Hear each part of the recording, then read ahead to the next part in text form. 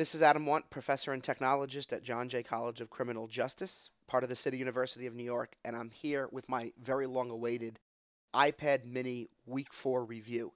I say week 4 review because it was a 4-week trial. However, this is more like the 4-month review because it took me several months to be able to get to film the last podcast. I have had many comments on my YouTube page asking why it took so long and people awaiting its posting, so I'm really excited to get to it. It's really cool to see people out there looking forward to some of my work. Even though it took me a little more time to record this video, it's actually a good thing because I've gotten months of experience with this iPad.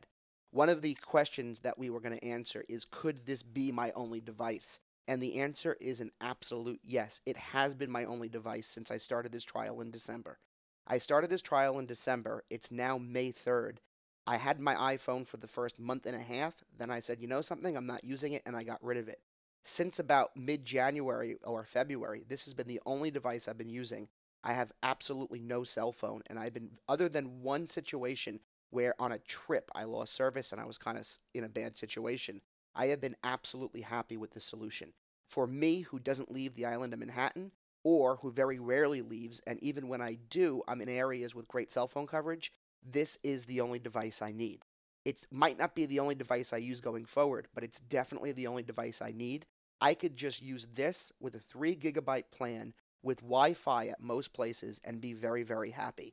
Let's take a really good look at how this stood up to a 4-month or even a 5-month trial.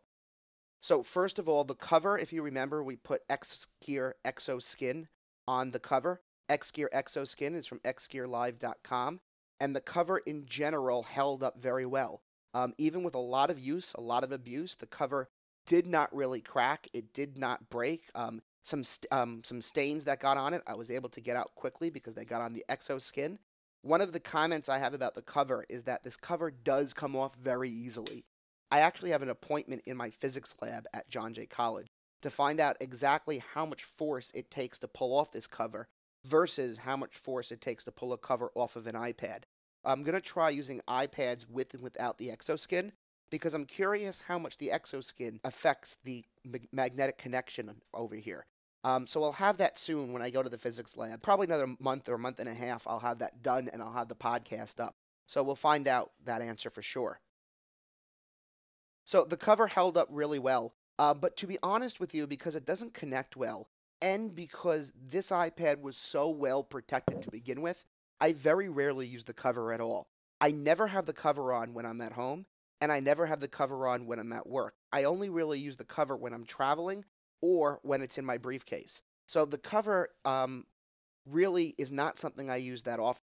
I always had it in my briefcase, so if I was at a meeting and I wanted to prop it up and type, I could always fold it up and use it like this. So I had the cover available when I was out of the apartment, but I never use the cover. It doesn't need it.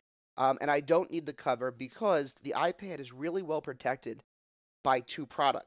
If you remember back to our original video, we installed an X-Gear Live Exoskin on the iPad, and we also installed a 4-way privacy screen on the iPad. And both of these features really protect the iPad to the point where I am comfortable carrying this around almost everywhere. And yes, even really putting it in a bag and not worrying about it getting scratched up. The cover really is not that necessary when the iPad is protected that well. Now, how well is it protected from drops? That's a question I get all the time, and I would say that it's not as well protected from drops than if you would have a case. However, the evidence could speak for itself because I did drop the iPad, and I dropped the iPad from a little higher than waist height directly onto the concrete sidewalk. If you could see right over here, there's some damage to the corner of the iPad, and it's where it hit the concrete. Ironically enough, it actually hit in an area where the exoskin was just ending. So it didn't hit in an area that was fully protected, but it did hit on the very tip of the exoskin and actually did ruin the tip of the exoskin. One of the comments about the exoskin is while it did hold up well as a whole and is still functioning, I would say 100%, some of the corners are starting to peel or have chipped off. And down here below where the speakers are, there were 2 other strips on this side of the speaker, but they've broken off completely. It doesn't matter. It doesn't matter at all, to be honest.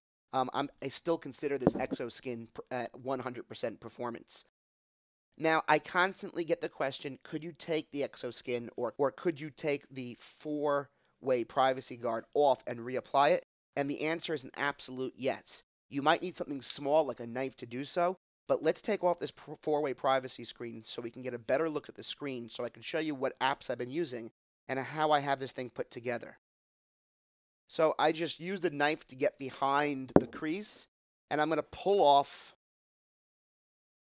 the four-way privacy screen and the exoskin on top of it. I'm going to put it aside. You're not going to believe how easy it's going to be to get that four-way privacy screen back on top of the iPad. So now that I took the four-way privacy screen off the iPad, you could see the difference in the brightness and what looks like the resolution.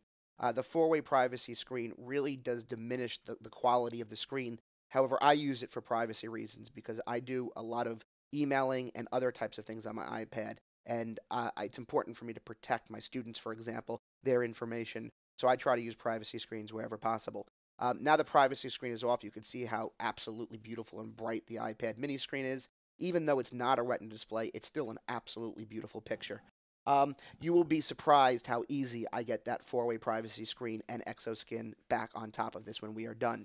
Now, this is a great time to bring this up. I've gotten several requests on YouTube asking me what picture this is in the background. I've had it in the background through all of my videos, and I've gotten several requests asking me what picture that is. And it's a picture of a kayak or a canoe in front of a sunset, and it's actually a picture that I took myself on an island called Wakatobi, which is near Bali in Indonesia.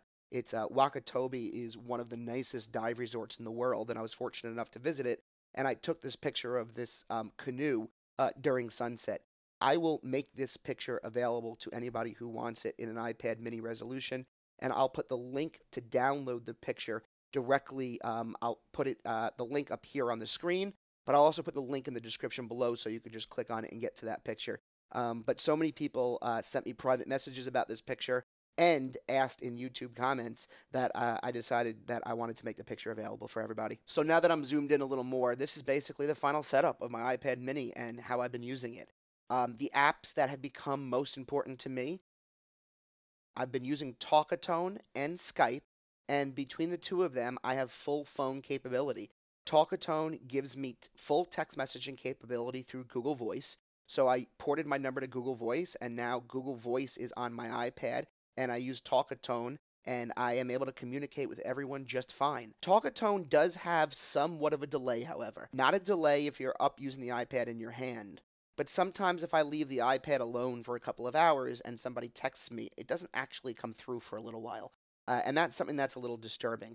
However, other than that little bit of a delay, and it's very rare that it happens, Talkatone's a really good application.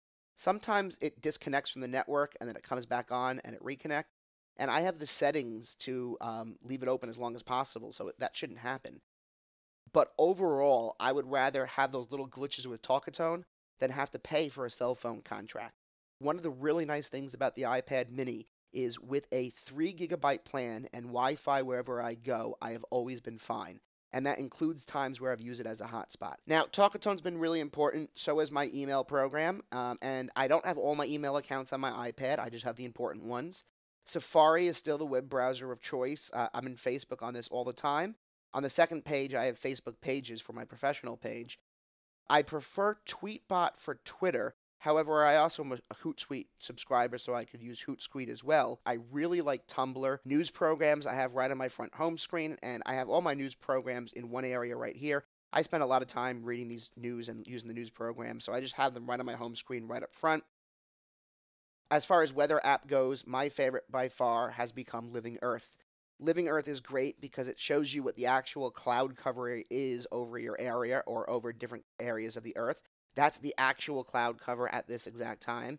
And it's also great because it gives you the time on the upper right, tells you the city that it's referring to, but on the upper left, it gives you a little weather synopsis, including sunrise, sunset. But if you click on it, it gives you more of a breakdown, and if you click into a specific day, you even get hourly breakdowns. So I really like the way Living Earth works. You can take screenshots, you can go to GPS coordinates. I am really impressed with Living Earth as an application, and I think everyone should try it out. So these are like my primary apps that I've been using quite often. I still use the standard camera app. I'm not using a fancy camera app. I'm not impressed with the camera. One of my critiques about this is the camera. I think that the iPad mini, hopefully the iPad mini 2, has a more impressive camera and a powerful LED flash. I'm also hoping, to be honest, that Apple goes into the realm of NFC, near field communications, or some other wireless payment system. And those are actually my two biggest critiques of the iPad mini. No NFC or wireless payment, and the rear camera here really sucks, and there's no flash. I don't care that it's not a Retina screen. I don't play a lot of games on it, and I walk around with that four-way privacy screen anyway, which diminishes the resolution, or at least the picture. So I don't care about the fact that it's not a Retina screen, and I really like the battery life on this. This gets you through all day, all night, all the time, not a problem. If you charge the iPad mini every night, it will not go dead on you during the day or the night. It's a really great device even when traveling. So I'm really impressed with the battery life here. I don't think I've ever had this device go dead on me where I've charged it the night before. So that's really cool. Kudos for Apple for that. So once again, I think this was a very successful project. I really have been impressed by the iPad mini. This absolutely could be the only device that I use. Where it has not impressed me is iOS 6. I think iOS at this time is getting stale, at least for me. It's definitely the most user-friendly, straightforward operating system. The Apple App Store, without a doubt, has the best apps and the best variety of apps.